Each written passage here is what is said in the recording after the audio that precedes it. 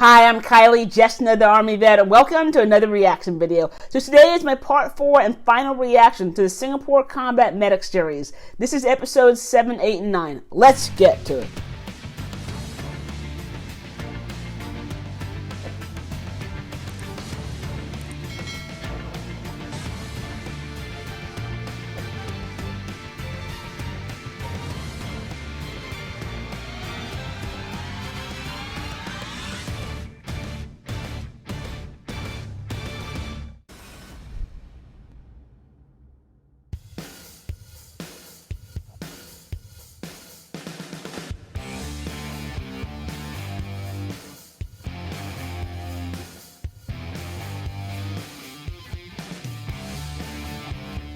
I think that for search and rescues in movie actually looks very cool, but come to reality now experience, it's actually tough to become a search and rescue medic, and we actually need a lot of medical skills and adaptation to different environment.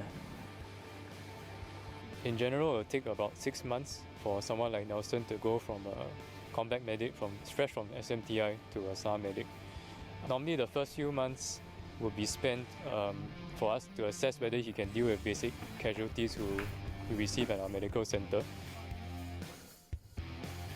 So far, the standard of medics who have come into my unit have been of a very high quality, and normally I'm not really that worried about their first aid skills, but more about their adaptability in an environment such as that on a chopper.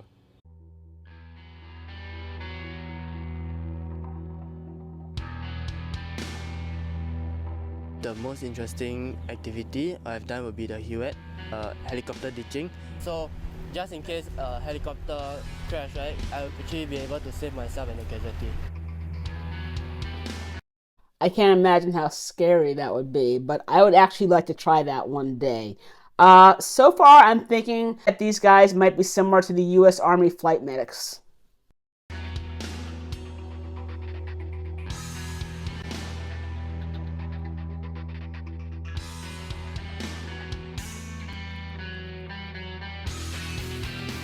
Typically, they'll have divers, safety divers there to make sure that you get out okay. The difficult part for me is actually when the water actually entered my nose, so it was very hard to clear the water.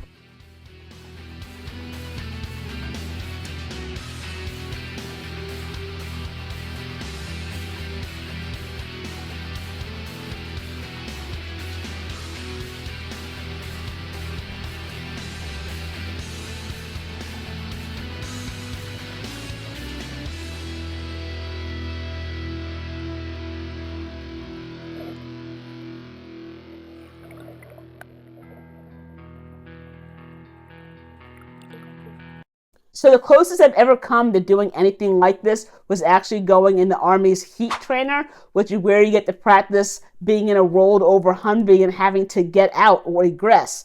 And it's a lot of fun, but it can be very disorienting, especially if you're in a seatbelt hanging upside down and your eyes are covered with a blindfold. But obviously it's not nearly as disorienting as it is for these guys. Is he wearing sneakers? But I think it's actually very significant as well because it's actually my first time doing HUET training. Yeah. I'm looking forward to having to do winching.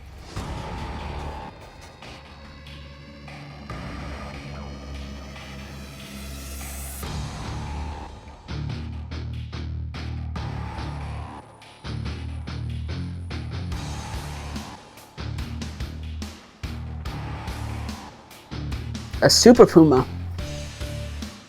All right.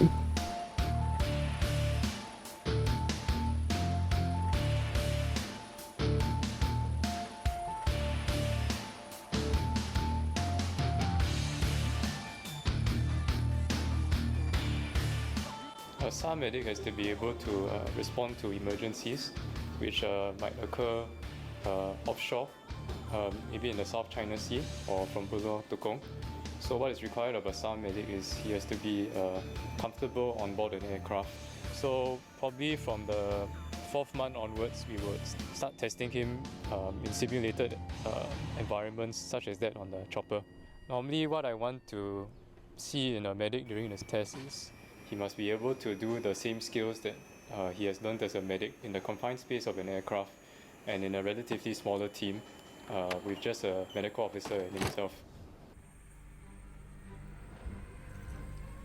So every medic for the U.S. Army goes through 16 weeks of combat medic school.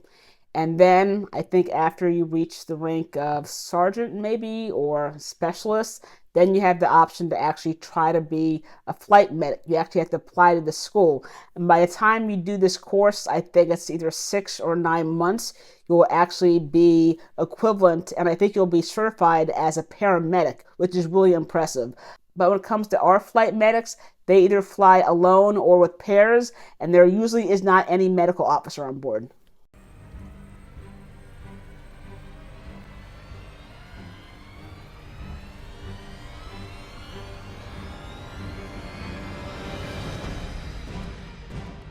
In the chopper, there's actually one of us supporting the ammo, so we actually need the medical skills at our fingertips.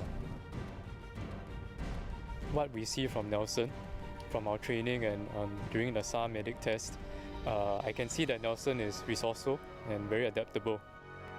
This will also give me confidence in him in future when we go on future sorties to pick up casualties.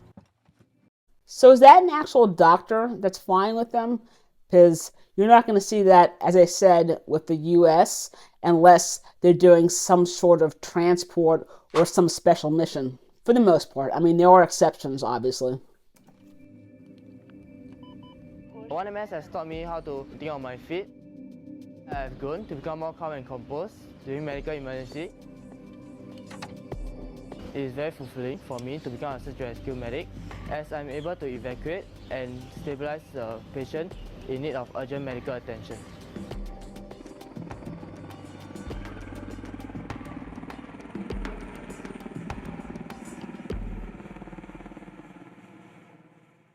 So that was a good video. I did enjoy it. I just wish it was a little longer, though. Previously, I was a medic-spec trainee. Come team medic! Medic your status? We got 3 hit. We got 3 severe, 2 intermediate. Currently now, I'm a platoon sergeant in the Medical Response Force.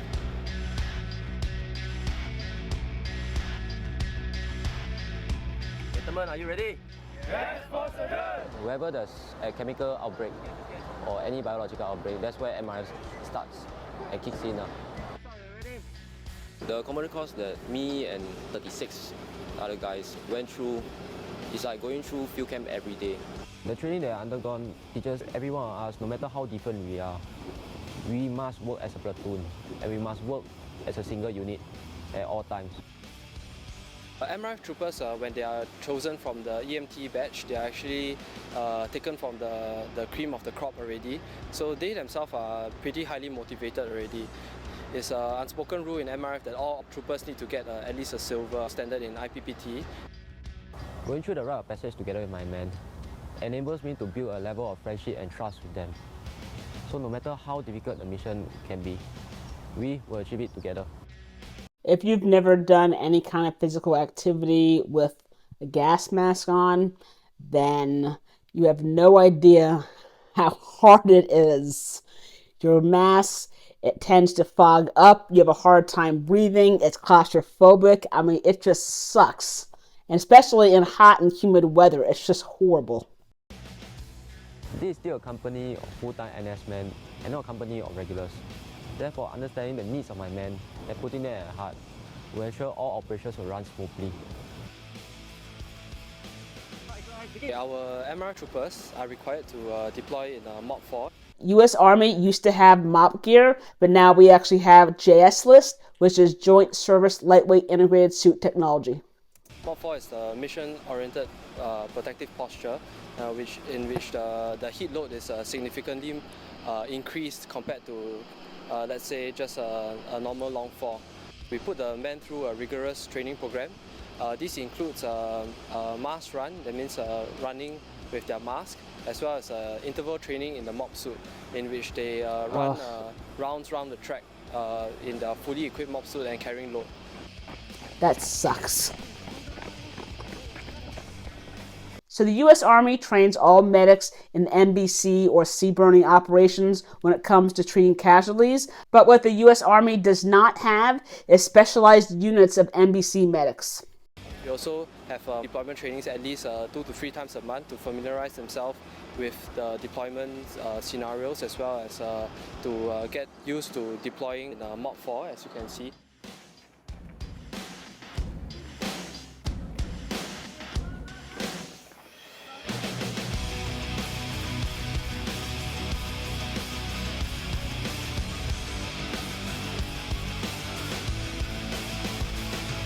Yeah, all U.S. Army medics are trained in these kind of operations.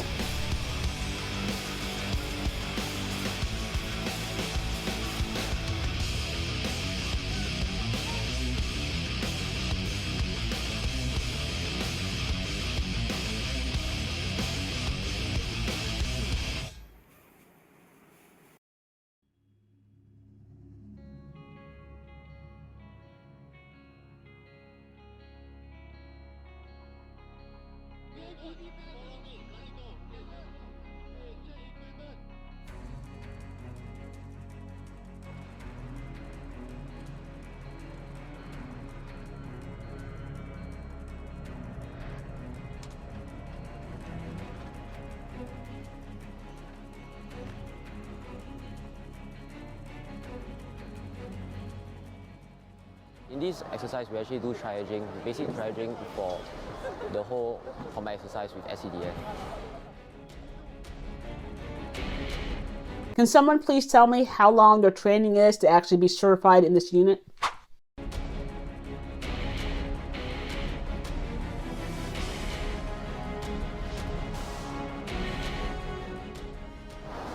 One thing I felt that my men did well is the basic triaging, which is their core skill in the medical field.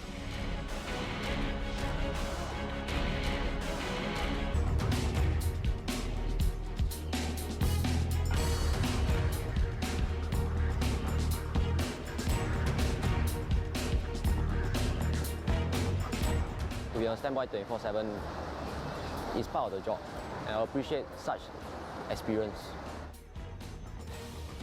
Should there be such a crisis where medical response force is needed, definitely me and my men will be prepared and will be deployed for such an event.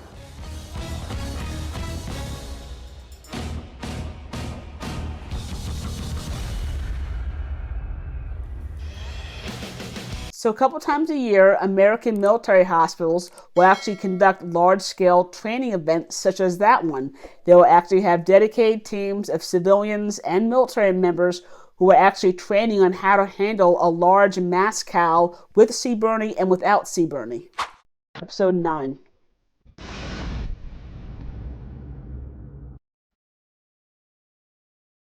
When I first received my posting, I was a little bit disappointed because I always hoped to be a medic instructor back in SMTI. I guess I will be expecting a lot of tough training and a lot of jungle forest movement. Well, I look forward to it.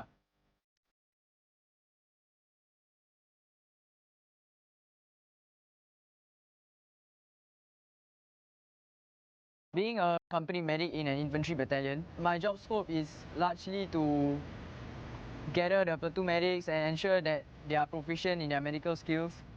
So he's an NCO or specialist. Does that mean that the company medics are enlisted?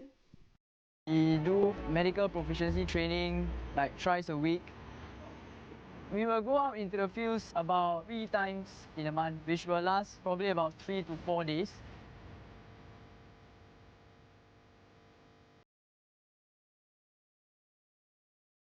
Fortunately, when I got into the battalion, we had about 6 months of preparation time for ATEC. The ATEC exercise is basically an infantry evaluation just before the battalion QRD. It's like their final major exam to assess their operational readiness. For me, the most memorable experience and exhausting experience is our tactical march. Basically, when we are marching towards our objectives. So the walk Usually lasts us for about maybe 10 hours sometimes. How far do they go in 10 hours and how much weight are they carrying on their back? So with all that heavy load and all the medical supplies plus our outfield equipments, this is a rather challenging task. 90 pounds maybe? That's a lot. When the firefight is over, the platoon medics will arrange with their platoon sergeants to bring back their casualties from the front line in convoys so that they will come to the casualty collection point where the company medics will be stationed. From there, that is when the platoon medic will assist the company medic in tending to the casualties in the casualty collection point.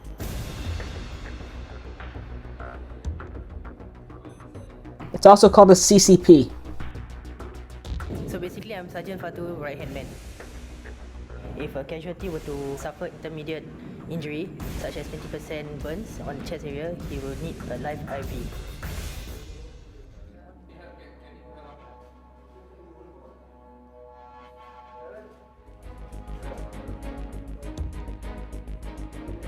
Good, always try to start an IV down low when possible. That way, if you do accidentally blow a vein, you can always move up or proximal. We have been trained with this for at least quite some time, so we are proficient with IVs. So for those of you who are curious, that yellow container with the blue top is most likely their sharps container. That is not the same one that the US Army uses, but I'm pretty sure that's what that is. If I'm wrong, then please drop it in the comments. We will gather all the casualties and report to the high HQ on our battalion's ability to carry on with the next mission.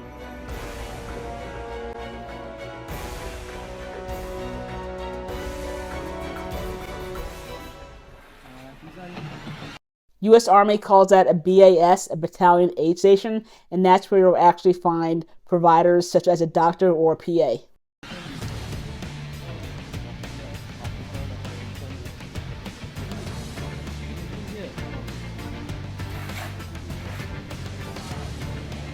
So the SAF has this simulation system for injury and as well as treatment. This system is a very time-sensitive system where injuries get worse if they are not treated. So the company medic can offer intermediate levels of care to prevent the injury from getting worse too soon. Therefore, it gives the medics a sense of urgency as well as feedback to them their evacuation process as well as their treatment, whether they're doing the right treatment at the right time. So can somebody explain to me what that casualty management black box was? Because I've never seen that before. Also, is that medical officer a doctor? There are only 4 medics in the company. So what my OC said back in SMTI about the cohesiveness of the medics and the infantry soldiers is very true. You're losing the casualty. Help! Ask for help and we will arrive. Because we need the infantry soldiers to ensure that our place is safe and to help us carry the stretcher and to assist us in some of the more basic life-saving support that our casualties might need. So do these medics get any kind of MBC casualty training? Meaning, if there's an MBC attack, will the MBC unit be the only ones who know how to treat those patients? Or is that something that's also taught in the 13-week course?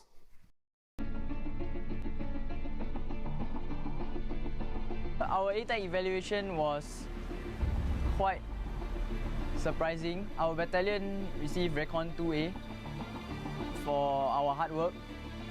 I guess a Recon 2A would be equivalent to a B plus or an A. I felt that me and my team of medics have contributed very much to our company and our battalion by trying to sustain our injured soldiers for the next mission. Yeah, what is that? My skills are proficient enough to save a life in the field or out in the urban areas. Being a medic specialist and being able to command my medical team, I guess it has brought me one step closer to my dream of becoming a teacher. It has taught me a lot of communication skills and command and control skills and leadership skills that would definitely help me in my future endeavors.